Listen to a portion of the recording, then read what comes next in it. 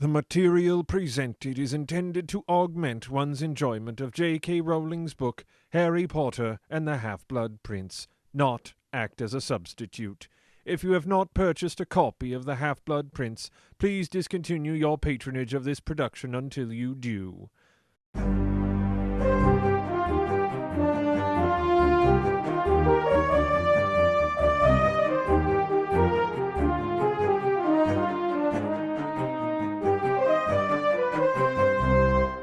Deadly Abridgment presents Harry Potter and the Half-Assed Parody. Chapter 5, But She's So French.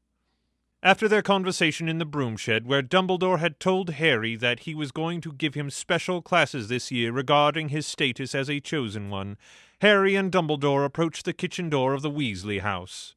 Who goes there? I warn you, I've got a gun! It is I, A big gun with magical bullets! It is I, Albus And my husband's a black! I say again that it is... What? Molly, it is I, Albus Dumbledore, bringing Harry. The door opened at once to reveal a plump, ginger-haired woman of middle years, visibly relieved. Gracious me, Harry! Albus, you scared me, said Molly Weasley, the matriarch of the burrow and all its carrot-crowned inhabitants. I thought you might be a dragon ninja zombie or something. You said you wouldn't be here until morning. We were lucky. It turns out that it took about 7 hours less than I'd expected to convince Horace to rejoin us. Oh, hello, Nymphadora, Dumbledore said, waving to a pale witch sitting at the Weasleys' dinner table. Hello, Albus. Watch it, Harry, said she, rising from the table. Normally, Nymphadora Tonks was a cheerful sort with brilliantly hued hair, the envy of any art school freshman, but now she seemed so sad, mousy, and withdrawn. She rose from her seat and continued in a gloomy tone. Yep, all right. Bread and treacle, Toad and the Owl, Bob's your uncle, Toodles, cheerio. And so was gone, exiting out the kitchen door and disapparating a short distance from the house. Well, having delivered Harry into your very capable hands, Molly, I shall take my leave. I'll see you at Hogwarts, Harry. I look forward to it, sir. And with that, he unfolded an umbrella and lifted into the sky, floating away into the dark night. Oh, Harry, you're here! How wonderful! But so late, how horrid! Look how tall you've gotten, how handsome. But so skinny and underfed, how sad! Sit down and eat!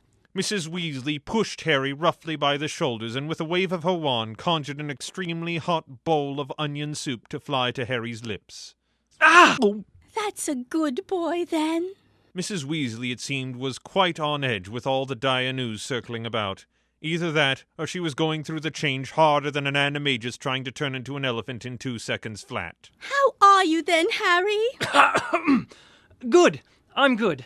Thank you for the soup, Mrs. Weasley. It's really delicious. Speaking of soup, guess what? Arthur's gotten a promotion. That's brilliant! How does that relate to soup? There's a lot of bogus shield charms and other counterfeit magical merchandise out there that charlatans like Mundungus Fletcher are selling. Well, Arthur's been put in charge of the group at the ministry that stops them in their tracks. He's leading the Office for the Control and Treatment of Objects of Counterfeit Origin of Interest Tagged Under Suspicion. That's great!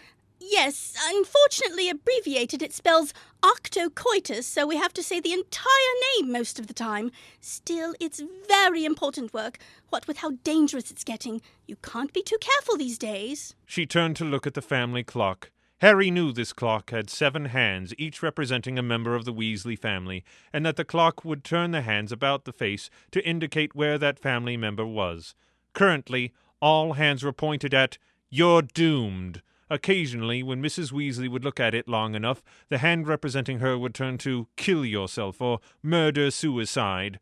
Why anyone would own, let alone manufacture, such a timepiece confused Harry, but it got him thinking. Mrs. Weasley, why don't they make a clock like this for the Death Eaters?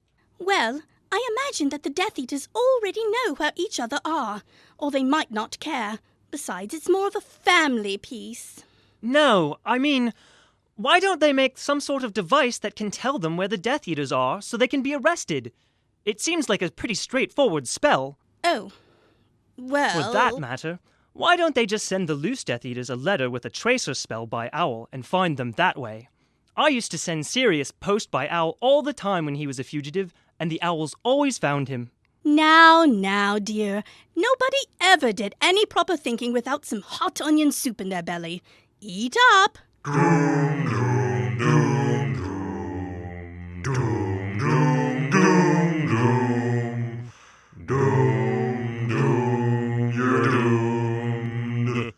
Ah, midnight. Arthur should be home soon. Just as expected, there was a knock at the door. Arthur? Yes, but we must ask the security questions before you let me in. Must we? All right.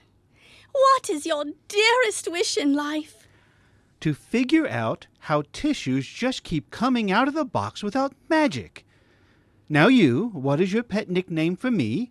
My redwood broomstick. Mrs. Weasley let Arthur in, and the three exchanged what pleasantries and news they could before the late hour caught up with them all, sending them to bed.